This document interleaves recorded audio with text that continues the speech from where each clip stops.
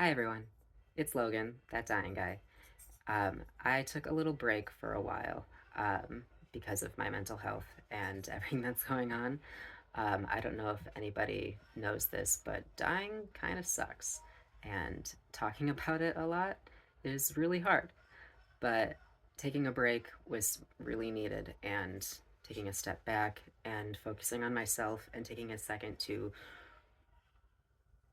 be a person again because focusing only on the health and talking about what I'm going through all the time is hard because I don't know if you guys realize this. I don't just do this online, I do it every day. When you're sick, you kind of end up talking about being sick all the time. You talk about it with your loved ones, you talk about it with your friends, you go to doctor's appointments all the time, and you have new doctor's appointments where you have to rehash your medical history constantly and go through, oh, since, age this has been happening. Since age 10, I've been having this since, and, it gets exhausting. And I didn't really want to do it. I just wanted to think about fun things. I wanted to think about things I haven't thought about in a while, be myself, be just be. Um, so I took a break, and that was nice. Now I'm back, and I'm ready to talk about things again, get these conversations going again. It might happen where I take breaks for my mental health or for my physical health. That's happened in the past where I took even longer breaks than this, months long, because I nearly died and I just couldn't be online. So, with all that in mind, I came back and I went on Instagram and I posted in my story asking y'all for questions. Anything y'all wanted to ask a dying guy, things you wanted to ask me specifically, things you wanted to know about the death and dying process, things you wanted to know about me, uh, because I want to talk about me, not just about illness as well. So let's dive in, shall we? um, so, first and foremost, the question that I got most was, how am I doing? um, because I've been having a lot of medical crashes this past year and this past forever. The short answer is I'm not doing well, but I'm managed. And I haven't been managed in a while, so it's different and it's nice. Um, I'm finally on a pain management regimen that works for me somewhat, where I'm not constantly in pain that is debilitating and agonizing and making it so that I'm bedridden constantly. I can actually get around my house and go even outside and go out and do things sometimes. So that's really nice. I've gotten better care, I've gotten better doctors. Um, so, as far as health goes, how I'm doing is more stable. Emotionally, is kind of all over the place. Um, I take it day by day because I'm mourning a lot of things. I'm mourning a lot of loss of myself, a lot of loss of what I thought I would have. Um, so that's been very difficult. But on top of that, I'm also very peaceful and very happy. Um, and I have a lot of very joyful moments with my loved ones that I cherish. And we spend a lot of time looking for the next beautiful thing to do together, which I think is really wonderful. I spend my days planning nice things to do that are accessible and easy for me to do. And, it might not be something that I can do, tomorrow or the next day or even when I plan to do it. But it's something that we keep in the back of our minds of like when it's a good energy day, a good pain day, a good money day, we'll go out and do these things. And that's been keeping me going. Those bursts of happiness, those things to look forward to. So how I'm doing is day by day, moment by moment, but good. So the next The next question I got was my favorite photo of myself. Now, this is one that I'm not really. Uh, this is one that I didn't know if I was gonna put in because I'm not really big on how I look.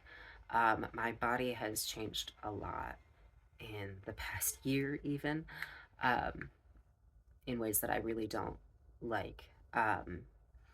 Where I've lost weight, I've lost muscle mass, my bones have shifted because of dislocations and things like that, and surgeries, um, and I don't look healthy, and I don't like how I look to myself.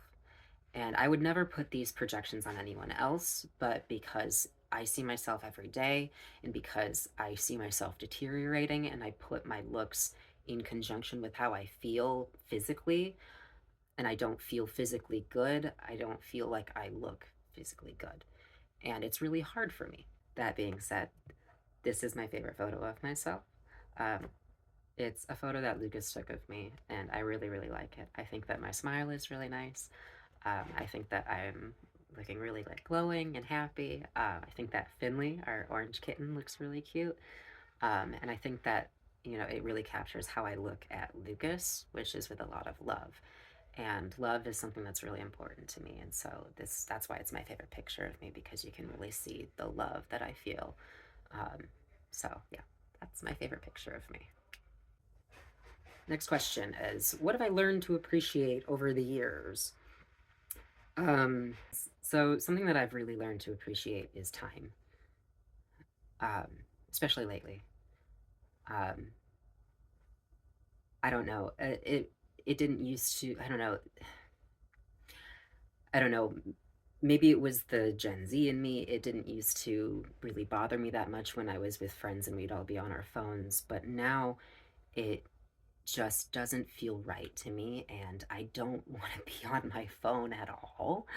I used to be kind of a fiend for it. I used to always be on my phone, especially because what I do for work is content creation. I used to always be on my phone looking for the next trend. Um, and now I don't really like to be on my phone anymore. I want to be in the moment. Time is really, really important to me. That's something that I've really, really grown to appreciate. Um, and especially time with people, even time by myself. I'm not even really on my phone. I kind of just sit. I don't even know what I do. But I I really appreciate time now. It's very, very valuable to me. And I think that would be something that I'd really express to other people, is to really put more value in your time, because you really don't know how much you have. Like, I don't know how much I have. That's been told to me by doctors, is like, you don't know how much time you have, but no one does. And so I think that everyone should really value the time that you have with each other more, and really put more effort into valuing the time that you have with each other. Another question, how's my pectus excavatum doing? This person is dealing with their own chest issues and they want to know how my pectus is doing. So, pectus excavatum is when the chest caves in simple terms. um, so, with connective tissue disorders like EDS, this is something that can happen. Typically, people are born with it, and with connective tissue disorders like EDS, you can be like born with it, or it can develop over time with the connective tissue disorder. And that is what happened to me. What happened to me is kind of strange, and the doctors are really uh, kind of baffled by it because it's happening so rapidly. So I had my exploratory laparotomy surgery where I was cut open um, lengthwise, and they had to cut through my abdomen. And after that is when my chest collapsed. And it seems like everything's just collapsed after that because my abs didn't reconnect. And if you look at, I'll put a picture. If you look at the line of my chest collapsing, it goes right into the line of my abs being separated. Um, so I'm seeing a cardiothoracic surgeon to evaluate what to do about my chest. We might need to be uh, doing a surgery about it. Surgery for pectus excavatum, there's two options. I believe there's only two options. Um, one of them is kind of similar to a spinal fusion, just based on what I've read about it. That's what I would compare it to, at least a spinal fusion with scoliosis, where they take your breastbone and they break it and they fuse it. Basically, they take a plate and they put it back together and they bring it back forward. The other option is a bar that goes across your chest and kind of pops things back out. That one comes out after 2 years, I believe, and then the plate is permanent. So I don't know what they would do for my chest. I don't like either option. They both sound awful. Um, so we'll see. Um, but that is possibly in my future is a massive surgery on my chest. We have a visitor. Scully, do you want to say hi? Come, come. Yeah, we have a visitor. Hi, Scully. Hello. Yes, hello, hello, hello. Yeah. Your jingling is gonna mess with my audio, though, so I'm gonna have to ask you very politely to leave. Well, and very politely not to do that. Thank you, sweetheart. Yeah, yeah. Go see your dad. Go see dad. Go on. Go see dad. So the next question is, if you're trans and you have EDS, can you wear a binder? And now, well, this is all like very personal with your own body. Do what's comfortable for you. I wouldn't recommend this. I don't really know a doctor that would recommend this because of how binders work and how they compress your body. I would think that it would just cause rib dislocations, shoulder dislocations, trying to get it off. I personally did not use a binder. I used KT tape. So there's options like trans tape and KT tape, where you are not using a binder. Now, with EDS, you still have things like skin fragility.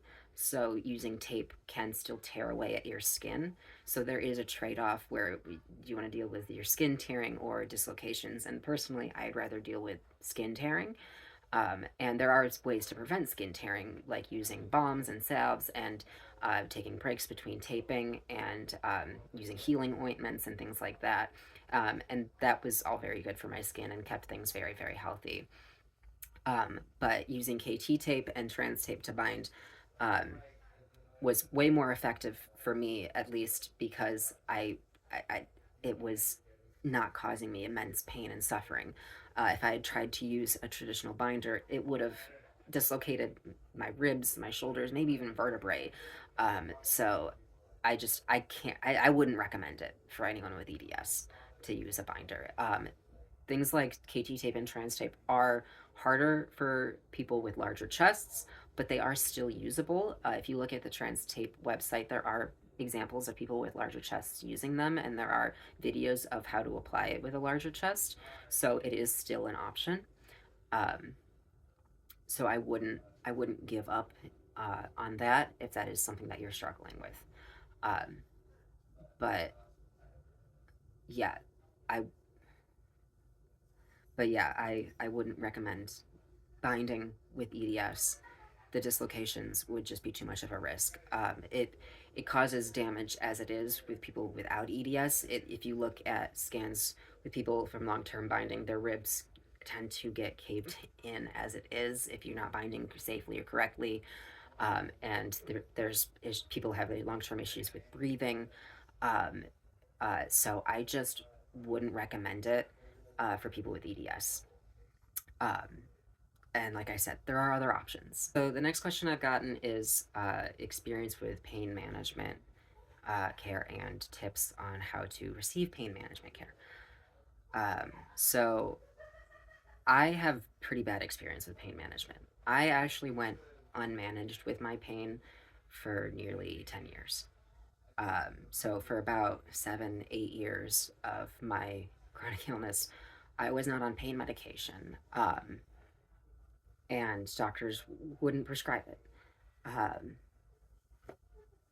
I was undiagnosed for the majority of my conditions, and doctors weren't performing the tests that they needed to in order to find my conditions because they weren't listening to me.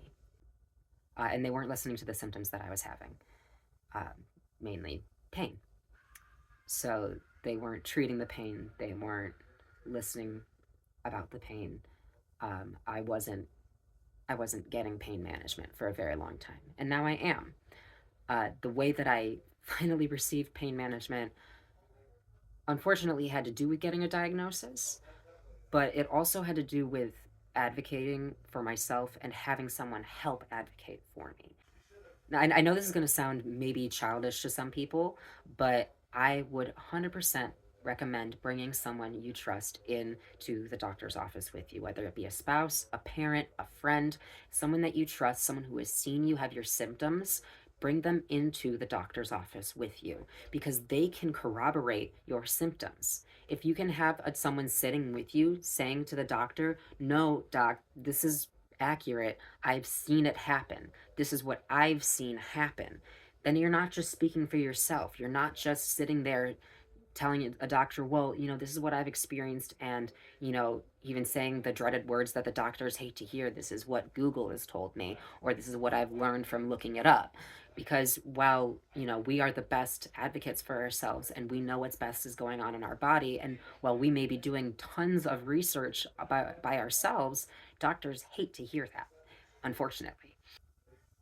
And a lot of the time, the more adamant and the more stressed you get during an appointment for pain management, the more likely you are to be labeled as med seeking, which is really, really horrific because when someone is in dire need of pain medication, someone who is in horrible amounts of pain and is scared, they're going to be panicking in those moments when they're fearing that they're not going to get pain medications. I've been in those moments where I'm afraid that I'm not going to get my pain medications, and it's genuinely terrifying. I become not like myself, and it it scares me that I'm going to be labeled as something that I'm not, and I'm going to have my pain medications taken away from me, even though I have my diagnoses. It's a really, really hard world that we live in because of the ramifications that pain medications have. Unfortunately, pain medications are very serious medications. Uh, there aren't a lot of options that aren't highly addictive and severely life ruining if you misuse them.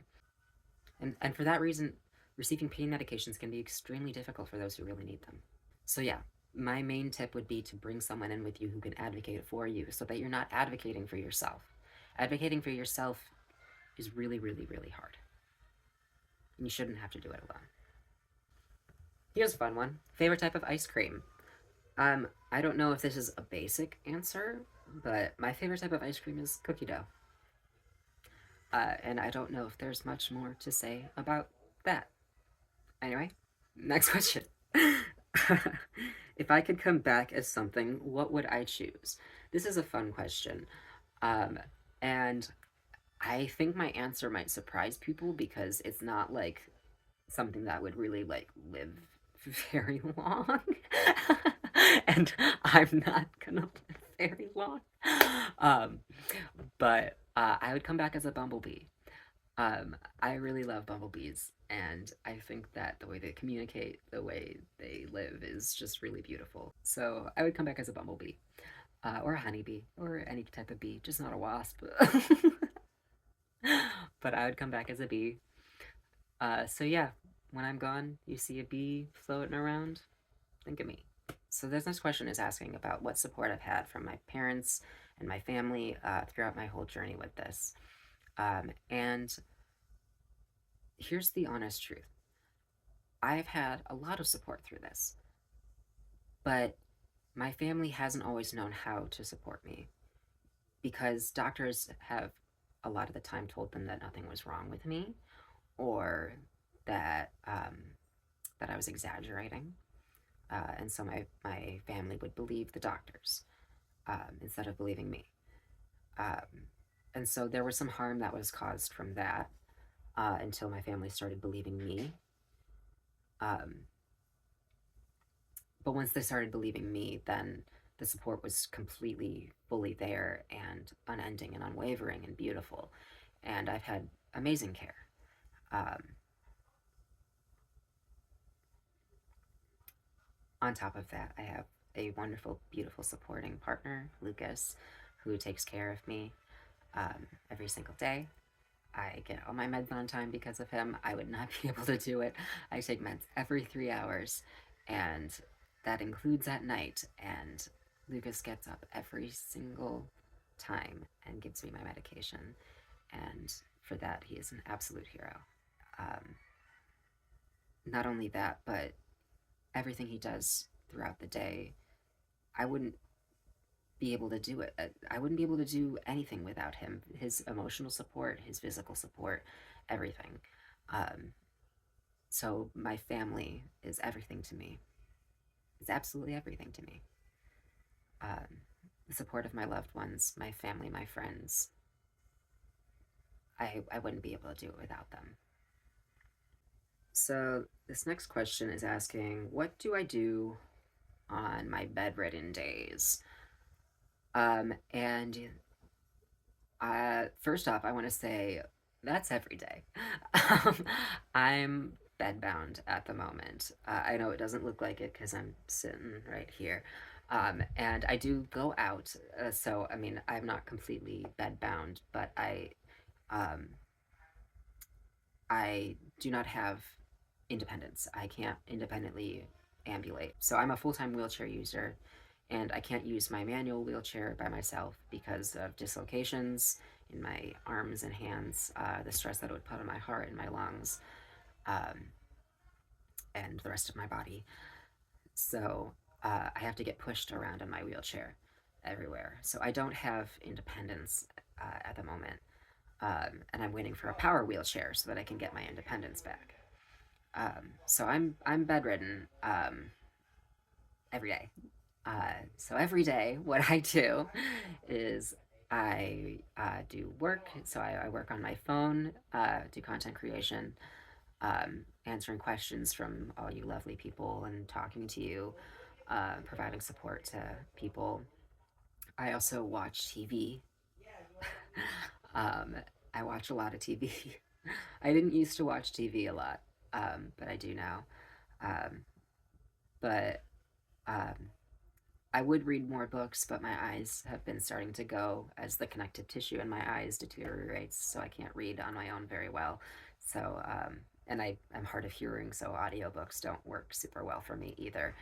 Um, but um, Lucas reads to me, which is a little bit more accessible because he can repeat things. So that's nice. Um, that's another thing that I do is I get books read to me. Um, I look out the window. I think.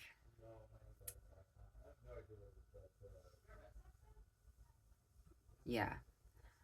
I think something that a lot of people don't understand about people who are very, very sick is that we spend most of our days trying to survive. Um, so a lot of my day is spent being in pain, being uh, being uncomfortable, and waiting for moments to pass, waiting for really, really uncomfortable, painful moments to pass. Saying things like, "This isn't going to last. Mornings are hard." Mornings are hard is something that my family says a lot. We say that all the time. Because when I wake up, I usually wake up with several dislocations. I usually wake up and throw up because I have cyclical vomiting issues. So I usually wake up and throw up for a while. Um, Sometimes I have seizures in the morning. um, Mornings are hard. So most of my day is spent getting through the day.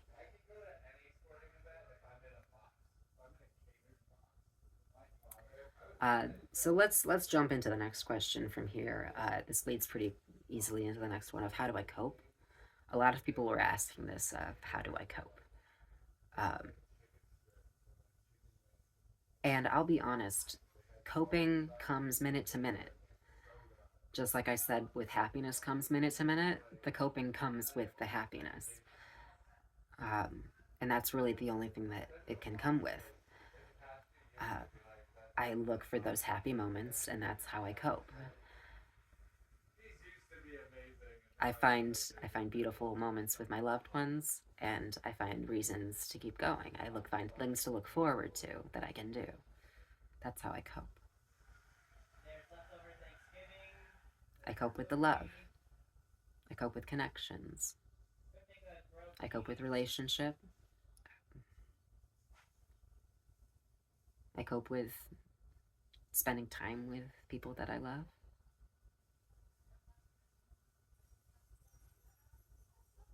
I cope with spending time with myself and reflecting. I cope by planning.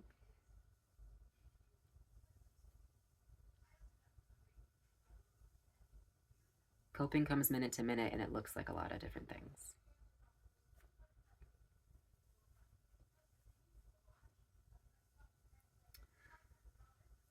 Something a lot of people also wanted to know is how do I know I'm dying?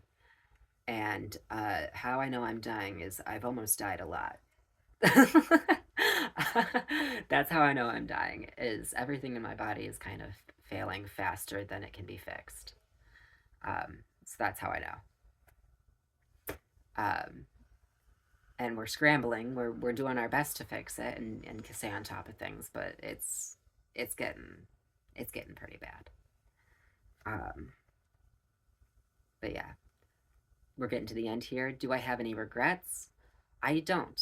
I try not to live without regrets because I just don't think that that would be conducive to my situation right now.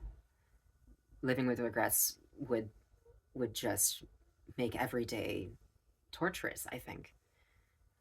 I try not to regret anything I've done or haven't done because it's shaped me and made me who I am, and I am who I am for a reason. I am where I am for a reason. So I don't regret any of it. Um, and finally, how do I want to be remembered? I'd really like to be remembered as a kind person, as someone who just really wanted to help. Because that's all I really want to do. I just want to help. So, yeah, as always, thank you for joining in on the conversation. If you have anything you'd like to say, the comments are open. Please be kind and respectful with one another and have a wonderful day. Thank you for being here. I'm so glad you're here.